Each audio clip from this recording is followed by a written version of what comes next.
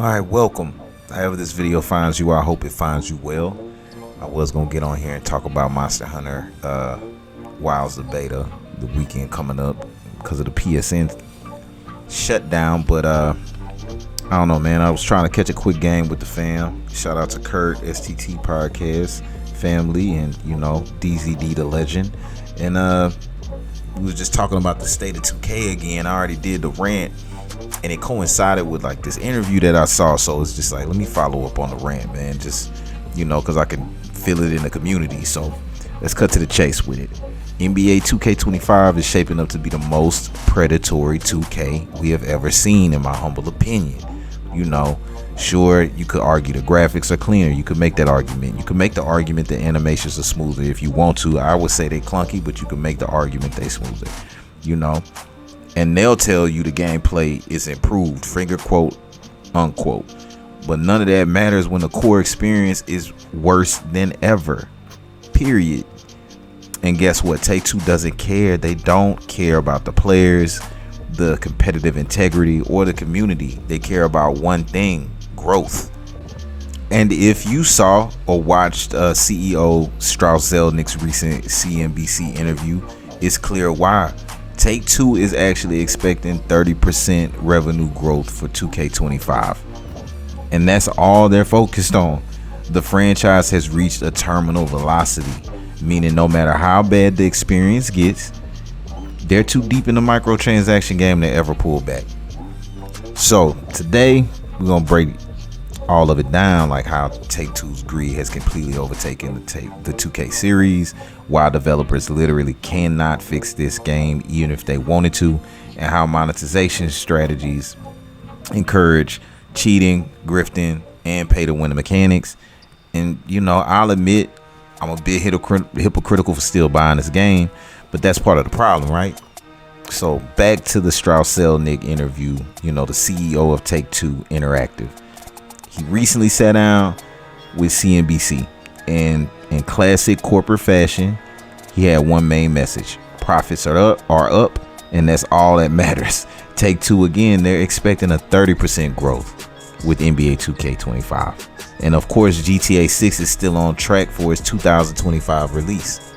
And alright, so to cut through the fluffery, what this really shows is just how little Take-Two cares about the gaming community, especially when it comes to player experience, mental health, and the absolute stranglehold that they got on the 2K franchise.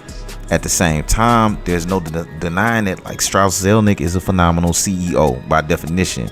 If you're only concerned about making money, it's clear his leadership turned Take-Two into one of the most profitable gaming companies in the world. He understands how to maximize revenue, build investor confidence, and push monetization to its absolute limit, clearly. But that success comes at an obvious cost. At a certain point, it just completely disregards the NBA 2K community, gamers like me and you. And again, look, I'll admit it, I'm personally hypocritical in a sense. I still end up buying this game, even though I know it's a predatory cash grab. The difference is, like, I've learned to wait at least, instead of giving them the money on launch day or pre-ordering, and that's a point that my boy Punishment with me were talking about when we were gaming. I at least personally been holding off till closer till December or something, when the price drops, gameplay patches are out, honeymoon phase is worn off, all the super glitch builds from the beginning that's kind of died down. It's my small little way of trying to resist the cycle, but the fact that I and so many others still buy in at all is exactly why Take-Two keeps getting away with it. I mean, at this point, NBA 2K's problems aren't something even Mike Wang or the development team can fix, even if they wanted to. It's not about gameplay tuning, balancing mechanics, or making the experience more fun. It's about Take-Two's business model, which has reached terminal velocity. Here's what this means, man. 2K is no longer just a basketball game, it's an economic system. Every decision is built around microtransactions, VC sales, and ways to increase player spending. The devs can tweak gameplay all they want, but the fundamental structure of the game is built for profit first, player experience second. Take-Two shareholders, the shareholders demand constant revenue growth, period. That means every year they have to squeeze even more money out of the players, either by making the grind worse, raising VC, or adding new ways to monetize frustration. Even if the devs wanted to improve gameplay, they have no power over the business strategy. Mike Wang and the gameplay team are responsible for making sure the game plays a certain way, but they don't control how much VC costs, how long the grind is, or how aggressively players are funneled into spending money. That comes from the top. This is why 2K's monetization has reached a point of no return. The game can't just get better with a few patches or a gameplay director. It will require absolute complete overhaul of how Take-Two approaches the franchise, and that's never happening as long as the money keeps rolling in like Scrooge McDuck. Every year we hear the same marketing pitch, which they spend a lot of money on. Better gameplay, better graphics, new features, and on the surface, sure, 2K25, it might have some refined mechanics, better lighting, more detailed player models, you can see the sweat. But none of that matters when the core experience is worse than ever. Here's why. NBA 2K25 might be the worst 2K ever despite its so-called improvements, is because the game is built again around microtransactions more than ever. The grind is still unbearable unless you spend money, and the price of VC continues to rise while earning rates stay painfully low. You can't just out-earn it in my career. Skill gap is disappearing. Players who pay get an immediate advantage no matter how bad they are. It doesn't matter how well you play. If the other player has a maxed out player on the other end of the thing and he just been paying for everything, like, you're not going to be able to compete. The recycled content again. My career, my team, my NBA. Every mode is just a slightly modified version of the last year's game with minimal real innovation, and the servers are still garbage. Every year Take-Two racks in billions and billions, 1 million billions of dollars, but they still refuse to invest in a stable online server. So yeah, the graphics might look a little better, the animations might be a little bit smoother if you want to argue that, but none of that changes the fact that this is the most exploitive, pay to win, creatively bankrupt 2K ever seen. If you've been in the 2K community for a while, you already know about Zen users, modded controllers, grifters exploiting the system. Every year these players ruin the experience for everyone else. But have you ever wondered why 2K barely does anything about it? Simply, cheaters don't hurt their bottom line. In fact, they help. Here's how. Zen users and modders keep casual players frustrated, which increases VC sales. If you're constantly losing to people using aim bots, modded controllers, or AI assisted green releases, what are you gonna do? Either quit or, pay to keep up as much as possible. 2K is betting you'll choose the second option. The more toxic the ecosystem, the more likely players are to spend money. If you're a legit player getting wrecked, by cheaters in the wreck or the park, or you're gonna feel pressured to buy VC, at least to compete.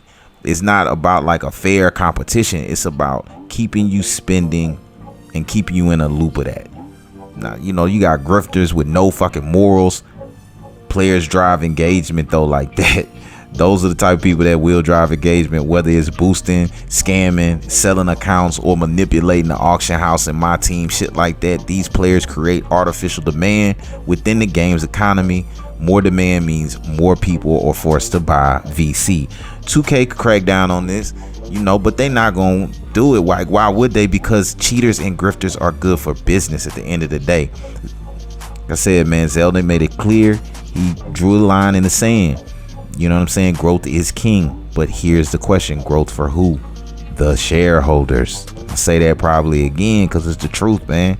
Certainly not the players who, we've been dealing with 2K's recycled mechanics, aggressive microtransactions, and the ecosystem that feels more like a casino than a sports game for quite some time now. Literally for years. The 2K community has been vocal about these issues, ranging from the predatory VC pricing to the server instability to the pay to win mechanics. all of that. But Take-Two, they don't give a fuck. Why? Because the numbers keep going up. The revenue, the message is clear, and it's been clear. As long as people keep buying in, they have no reason to change. Why would they? You know, and let's be real, that growth they're talking about isn't coming from improving gameplay or listening to feedback. It's coming from, you know, a monetization model that pushes players, many of them real young, into spending money more and more just to stay competitive and don't even know the game, don't even know basketball at the end of the day. You know, here's the hard truth about it. Strauss Zelnick is doing exactly what he's supposed to do as the CEO for Take-Two. His job isn't to make the best basketball game or ensure players have a great experience. It's to maximize revenue for, you know, people that own the stock. And he's brilliant at it. He's turned NBA 2K into an annual cash cow. He's perfected the art of monetizing frustration, really, making the grind so unbearable that players feel forced to spend money. He's maintained Take-Two's dominance in the gaming industry, ensuring that they have long-term financial success. From a business perspective, he's a mastermind, a guru, if you will. But from a gamer's perspective, he's the worst thing that could have ever happened to NBA 2K.